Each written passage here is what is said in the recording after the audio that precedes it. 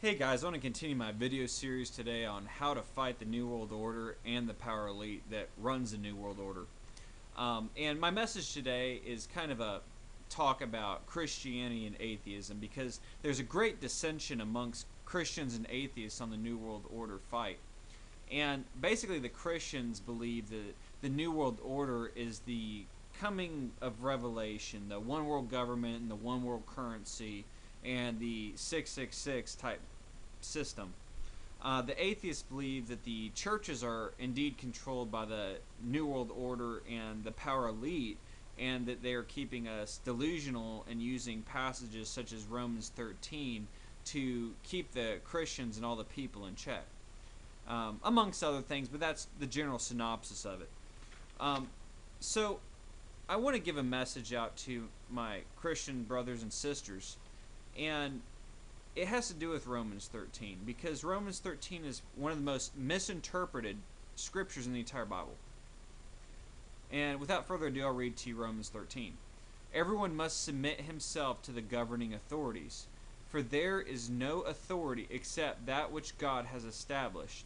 And it continues, consequently, he who rebels against the authority is rebelling against what God has instituted, and those who do so will bring judgment on themselves. Now, basically, this is where I think so much brainwashing has happened in our society. If I were to tell you that I'm going to call the authorities on you, what would you think? Well, most people would think that I'd be calling the police on them. But there's one problem with this. Since when did the police become the authorities? Since when did the government become the authorities? I thought they were called our public servants. How can our servants be our authorities? I mean, I think the clarity here is so important, because we do not submit ourselves to servants. I mean, Romans 13 says submit to governing authorities, but it never mentioned governing servants. So who is our governing authorities in America? Well, the people, the regular people that aren't working for the government, they never bound themselves and swore to protect and defend the Constitution that defends them. No, that would be the government.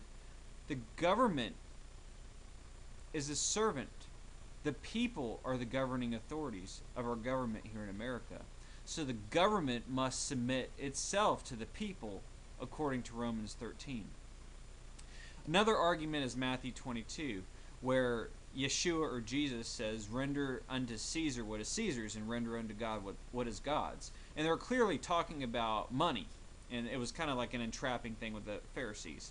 But in any case, what do we render upon our Caesar today?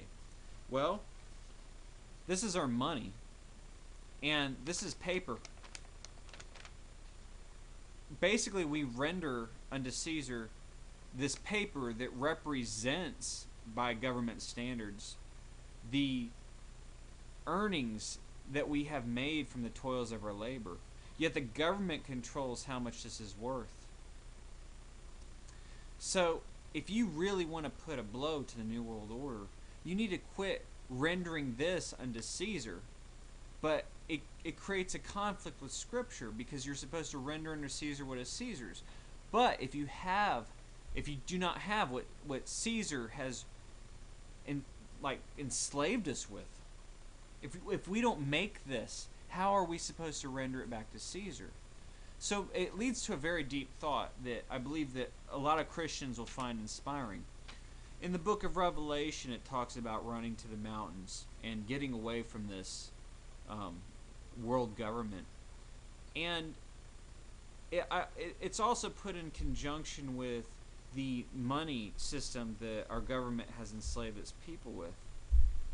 If we embrace or if we use the toils of our labor to embrace the creation that God made for us, rather than the toils of our labor to earn paper that our Caesar has put onto us to render back to him, I believe we could be free and not enslaved by this financial system or the New World Order. For instance, I'll tell you a long-standing dream of mine would be to buy land under a 501c3 corporate name. And I do that to take one step of my personal name off of the records, and maybe 10 acres or something like that. And on this land, I would build a house and not tell anybody about it. And I'd use natural materials such as either sod construction or hay construction or adobe construction, natural wood, Home Depot wood, or stone. But I'd build it myself. And nobody would know about it. I would not tell the county or government or anything. The electrical power I'd provide myself from solar and wind power. Small battery bank backup with an inverter. Powering the whole house. Water heating, I can have that done through solar. Water collection through rainwater collection systems. Drinking water through atmospheric water generators. Sewer through composting toilets, because you can't have a septic system placed in the ground without a license being done through a septic company. Same thing with a well. You can't have that either because they need a license and they'll mark it down to the county.